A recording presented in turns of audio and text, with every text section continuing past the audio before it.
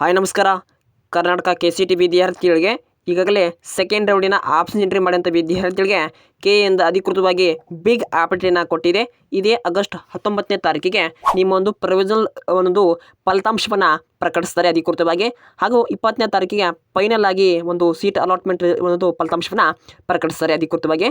ಹಾಗೆ ಭಾಳಷ್ಟು ವಿದ್ಯಾರ್ಥಿಗಳು ಸೆಕೆಂಡ್ ರೌಂಡಿನ ಆಪ್ಷನ್ ಎಂಟ್ರಿ ಮಾಡಿ ಅದರಲ್ಲಿ ಕಾಲೇಜ್ಗಳನ್ನು ಚೇಂಜ್ ಮಾಡೋದು ಮತ್ತು ಎಡಿಟಿಂಗ್ ಮಾಡೋದು ಅವಕಾಶ ಕೂಡ ಈ ರೀತಿ ಈ ವರ್ಷ ಯಾವುದೇ ಕೂಡ ಅವಕಾಶನ ಕೊಟ್ಟಿಲ್ಲ ಕೆಎಯಿಂದ.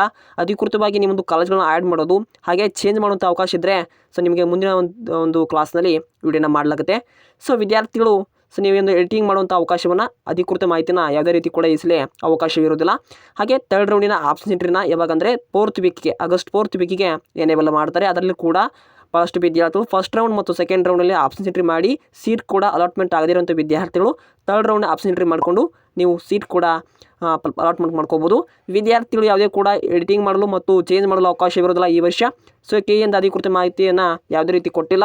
ವಿದ್ಯಾರ್ಥಿಗಳು 19ನೇ ತಾರೀಕಿಗೆ ಪ್ರೊವಿಷನಲ್ ಅನ್ನೋದು ಫಲಿತಾಂಶವನ್ನು ಪ್ರಕಟಿಸಿ 20ನೇ ತಾರೀಕಿಗೆ ಫೈನಲ್ ಒಂದು ಫಲಿತಾಂಶವನ್ನು ಪ್ರಕಟಿಸ್ತಾರೆ. ಅದರಲ್ಲಿ ಯಾವುದೂ ಕೂಡ ಬದಲಾವಣೆ ಇರೋದಿಲ್ಲ. ಸೇಮ್ 1% ಮಾತ್ರ ಚೇಂಜ್ ಇರುತ್ತೆ. ಅದರಲ್ಲಿ ಮಾರ್ಕಸ್ ಕೂಡ ಸೇಮೇ ಇರುತ್ತೆ ಮತ್ತು ಸೀಟ್ ಕೂಡ ಅಲಾಟ್ಮೆಂಟ್ ಆಗಿದ್ದು ಕೂಡ ಸೇಮೇ ಇರುತ್ತೆ. ಅದರಿಂದ 20ನೇ ತಾರೀಕಿಗೆ ಫೈನಲ್ ಆಗಿ ಒಂದು ಫಲಿತಾಂಶವನ್ನು ಪ್ರಕಟಿಸ್ತಾರೆ ಅಧಿಕೃತವಾಗಿ ಕೆಎಯಿಂದ ಮಾಹಿತಿನ ಕೊಟ್ಟಿದೆ.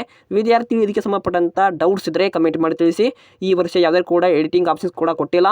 ಹಾಗೆ ಯಾವುದಾದ್ರು ಕೂಡ ನಿಮ್ಮ ಕಾಲೇಜ್ಗಳನ್ನ ಚೇಂಜ್ ಮಾಡೋದಾಗಿದ್ದರೆ ಯಾವುದೇ ರೀತಿ ಕೂಡ ಅವಕಾಶವಿಲ್ಲ ಈ ವರ್ಷದ. ವಿದ್ಯಾರ್ಥಿಗಳಿಗೆ ಬ್ಯಾಡ್ ನ್ಯೂಸ್ ಅಂತಲೇ ಹೇಳ್ಬೋದು.